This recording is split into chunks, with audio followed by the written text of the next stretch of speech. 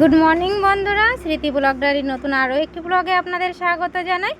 আর এই যে দেখো, সকাল কিন্তু এখন বাজে হচ্ছে 5:30। তো আমরা সবাই দেখো গুছিয়ে বেরিয়ে পড়েছি ননদের বাড়ি থেকে, আর সবাইকে বিদায় জানাচ্ছি।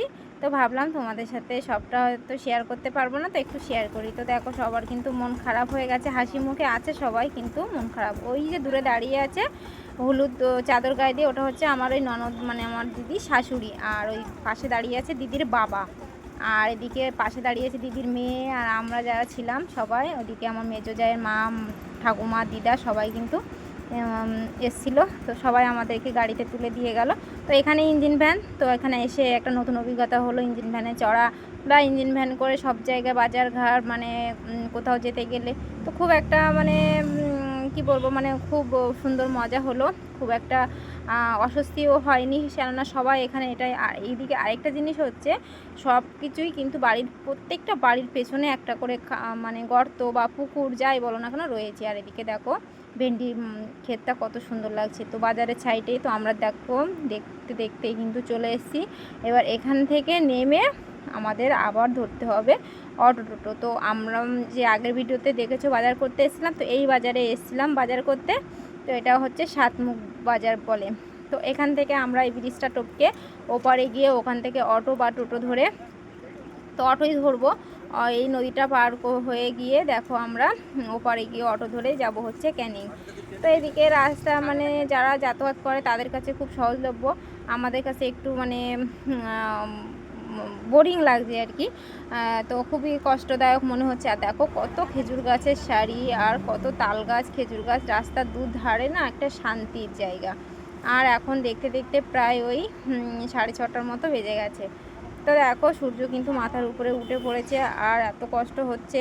তো জার্নি করা, অনেক দিন জার্নি করা হয় না সেভাবে, সেই কারণেই কিন্তু হঠাৎ জার্নি করাতেই একটু কষ্ট হয়ে যাচ্ছে। তো 2 বছর বেশি হয়ে গেল, খুব একটা দূরে মানে দূরের জার্নিটা করা হয় না। তো এই 2 বছর পরে অনেক দূর মানে ক্যানিং যাওয়া আসা।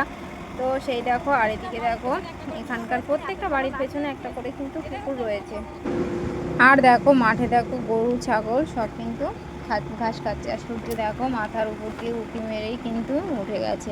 সব থেকে ভালো লাগলো, প্রত্যেকটা বাড়ির পেছনে বা সামনে হোক একটা করে পুকুর রয়েছে, ছোট হোক বড় হোক খাদ রয়েছে, মানে একটা সুন্দর একটা প্রশান্তির জায়গা। তো তোমরা না দেখলেই মানে বুঝতে পারবে না।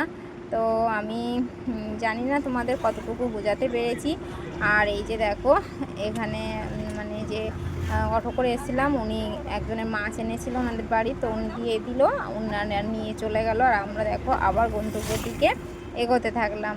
তো সব মিলিয়ে মিশিয়ে একটা অন্য রকম। আর দেখো রাস্তার সাইড দিয়ে দেখো টোটো অটো, মানে অনগড় যে যার গন্তব্যের দিকে ছুটে চলেছে। আর দেখি দেখো সূর্য মামা পরপর মাথার উপরে উঠে বসছে, আর গরম, এত গরম, মানে এই 7 সকালবেলা মনে হচ্ছে যেন 40 ডিগ্রি পার, এরকম একটা অবস্থা, এত অস্বস্তি। তো কথা বলতে বলতেই দেখো, আর এদিকের পরিবেশটা তোমরা দেখেই বুঝতে পারছো। তো আমরা দেখো কথা বলতে বলতেই ক্যানিংয়ে, প্রপার ক্যানিংয়ে বাজার ঢুকে গেলাম। তো এবার এখান থেকে কিছুটা দূরে গিয়ে নামবো, নেমে তারপর দেখো ক্যানিং হসপিটাল, তারপর ক্যানিং পুলিশ ফাঁড়ি, সব কিছু কিন্তু এই এই সীমানার মধ্যেই কিন্তু চলে এসেছি।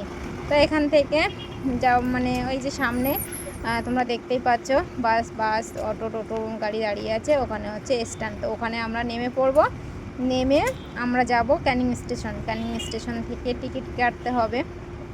তো সব মিলিয়েই না খুব মানে আনন্দ হলো, কষ্টও হলো।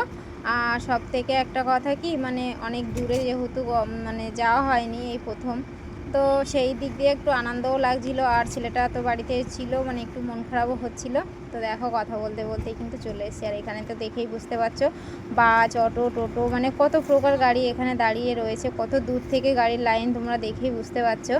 তো যেদিকে যেমন পরিস্থিতি সেদিকে ঠিক সেভাবেই সবাই চলাফেরা করে অভ্যস্ত হয়ে থাকে।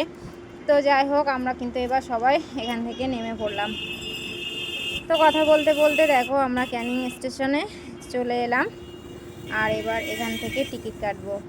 তো দেখো কত মানুষ, সব যে যার গন্তব্যের দিকে কিন্তু ছুটে চলেছে।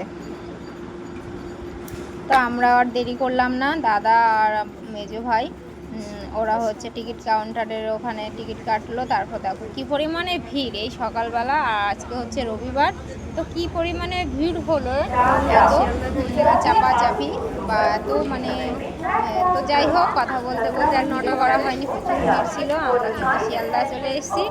তো শিয়ালদা থেকে এখন টাটা বাই বাই করে দিয়ে এখন মেন শাখায় ঢুকে যাব, মানে এটা দক্ষিণ শাখা, তো দক্ষিণ শাখা বাই বাই করে দিলাম। আর শিয়ালদা মেন শাখায় আমরা দেখো শিয়ালদা মেন শাখায় ঢুকছি। তো এখান থেকে ট্রেন ধরবো শিয়ালদা বর্ধমান হচ্ছে ট্রেন। চলো, তো এখানে আমরা 9টার সময় বাই বাই গেছি, 7টায় ট্রেন। সবাই দেখো ক্লান্ত হয়ে সবাই আমরা এখন 9টা বাজে। এত জার্নি করা হয়েছে শিয়ালদা বর্ধমান ধরবো, মানে সব থেকে কষ্ট হয় ভিড়ের মধ্যে। তো কথা বলতে বলতে আমাদের ট্রেন চলে এসেছে, আমরাও দেখো ট্রেনে উঠে পড়েছি। আর এই যে দেখো কত সুন্দর, মানে বলে না, মানে নিজের এলাকা, নিজের দেশে, নিজের একটা বাড়ি, একটা শান্তি, তো সেরকম যেন একটু স্বস্তি বা শান্তির অনুভূতি আস্তে আস্তে প্রকাশ পাচ্ছে। তো ভাবলাম আর ট্রেনে একটু উঠে ঘুমিয়েও পড়েছিলাম। তারপরে যেহেতু পিসিমা ছিল, ভাইরা সব ছিল, তো সেই কারণে কিন্তু একটু ঘুমোতে পেরেছিলাম, সবাই ছিল।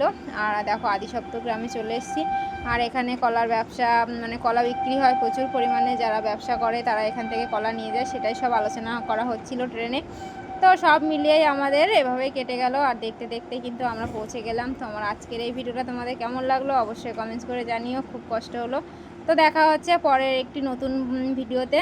ভালো লাগলে অবশ্যই লাইক কমেন্ট শেয়ার করে দিও। আর আমার ভিডিওটা কেমন লাগলো অবশ্যই কমেন্টস করতে ভুলবে না, জানাতেও ভুলবে না। টাটা বন্ধুরা।